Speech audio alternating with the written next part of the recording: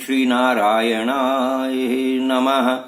अवतारम महाविष्णोः कल्के परमम् अद्भुतम् कलिकुलवनहन्तः सत्यधर्म प्रणेता नमो नमः। ॐ सुमतिसुताय विद्महे निष्कलंकाय धीमहि तन्नो कल्कि प्रचोदयात्। श्रीनारायणाय नमः। श्री हनुमते नमः। भगवत भक्तों, जय श्री कल्कि। इससे पहले के एपिसोड में आपने श्रवण किया कि भगवान श्री कल्कि नारायण ने जब स्मरण करके महामुनि को प्रकट किया और महामुनि के समक्ष ये कहा कि तुम सब कुछ जानने वाले हो, इन राजाओं की शंकाओं का समाधान करो। ये सुनकर के वो प्रणाम करके जाने लगे वापस। इससे आगे की कथा आइए आज श्रवण करते हैं। सूत जी कहते हैं कि हे ऋषियों, ये भगवान श्री कल्कि नारायण जी की कथा कलयुग में भगवान के 24वें अवतार परम अद्भुत अवतार की कथा है। ये कथा सुनने और कहने से हर प्रकार के कष्ट दूर होते हैं। ये हर प्रकार के संकटों का निवारण करती है, मोक्ष प्रदान करती है, परम आनंद की अनुभूति प्रदान करती है। ये शृण्वन्ति वदन्ति भाव चतुरा ध्यायन्ति सन्तः सदा कल्के श्री पुरुषोत्तमस्य चरितं कर्णामृतं सादरः तेषां नो सुखयत्ययं मुररिपोर्दास्य अभिलाषं विना संसारः परिमोचनं च परमानंदामृतांभो निधे। जो विचारवान मनुष्य, जो साधुगण श्रुति मार्ग के अमृत स्वरूप भगवान श्री कल्कि जी का ये चरितामृत अपने कानों से पीते हैं, श्रवण करते हैं, उनका कीर्तन करते हैं मुख से और ध्यान करते हैं मन से, उनके हृदय में दास्य भाव मुरारी भगवान की सेवा के अतिरिक्त और किसी प्रीति का संचार और सुखोदय तो होता ही नहीं है। उनको ऐसा ज्ञात होता है कि परम प्रिय अमृतमय संसार मुक्ति की अपेक्षा इसमें और कोई सुख है ही नहीं। उनकी प्रत्येक कामना दूर हो जाती है, मिट जाती है। केवल प्रभु भक्ति ही उनके मन में बसी रहती है। ऐसे भगवान श्री कल्कि जी की कथा आप श्रवण कर रहे हैं। हे ऋषियों, भगवान के स्मरण करते ही एक परम तपस्वी महामुनि अनंत नाम के उनके समक्ष प्रकट हुए हैं और भगवान ने जब उनसे कहा कि इन राजाओं की शंकाओं का समाधान करिए, तो वह प्रभु के चरणों में सिर झुकाकर जाने को उद्यत हुए। राजाओं ने विनय करके उनके चरण पकड़ करके उन्हें रोका और भगवान श्री कल्कि जी से कहा, हे प्रभु, आप दोनों के बीच ऐसा क्या वार्तालाप हुआ है जिसे सुनकर ये जाने लगे हैं? भगवान कहने लगे, ये सब बातें तो ये मुनि ही बताएंगे, आप सब लोग इनसे विनय कीजिए।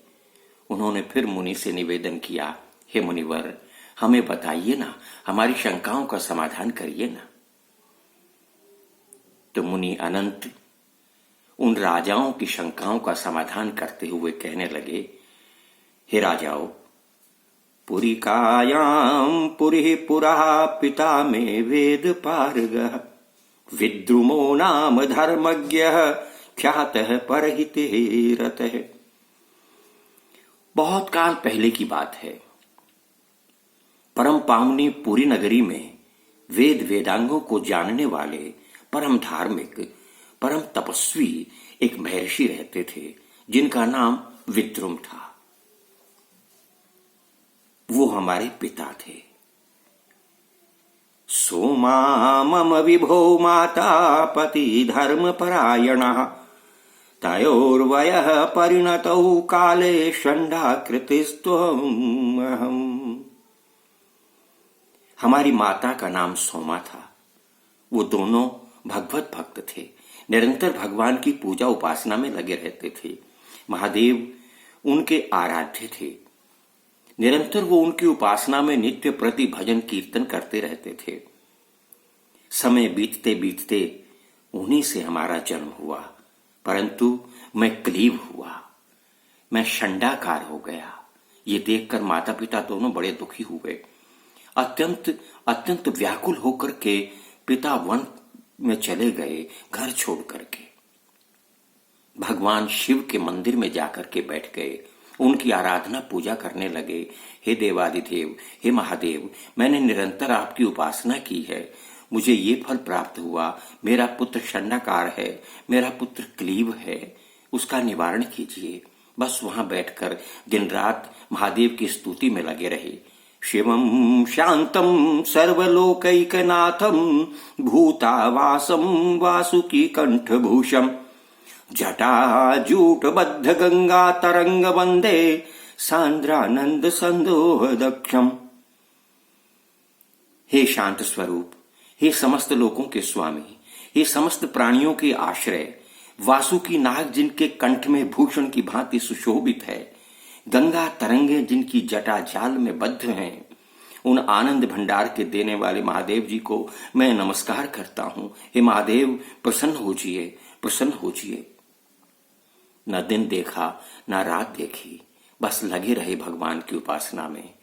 और भगवान की इस उपासना से देवादिदेव महादेव प्रसन्न हुए और प्रकट हुए। कहने लगे,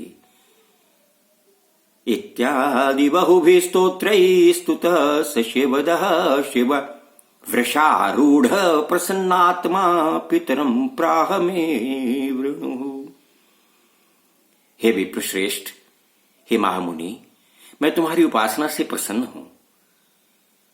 बोलिए, क्या चाहिए? वर मांगो।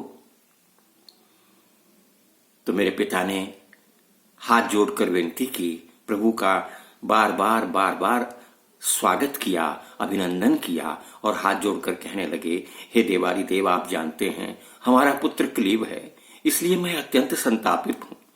महादेव जी ने हंसकर कहा, हे पुरुष, हे सन्यासी, हे महर्षि, हे गृहस्थ सन्यासी, तुम्हारे पुत्र तुरंत ही स्वस्थ रूप में तुम्हें प्राप्त होंगे।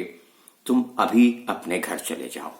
और पिता जब घर लौट करके आए और मुझे स्वस्थ देखा, पूर्ण पुरुष देखा, तो वे बड़े प्रसन्न हुए, नृत्यगान करने लगे। भगवान महादेव जी की उपासना में माता पिता दोनों तल्लीन रहने लगे। बार बार धन्यवाद करते हुए बंधु बांधवों को बुला करके नृत्यगान करते देवादिदेव महादेव की उपासना में लीन हो गए। इस प्रकार काल बीतते बीतते मैं किशोर अवस्था में पहुंच गया। आज का एपिसोड इतना ही, बाकी अगले एपिसोड में। तब तक के लिए जय श्री कल्की, जय श्री हनुमान।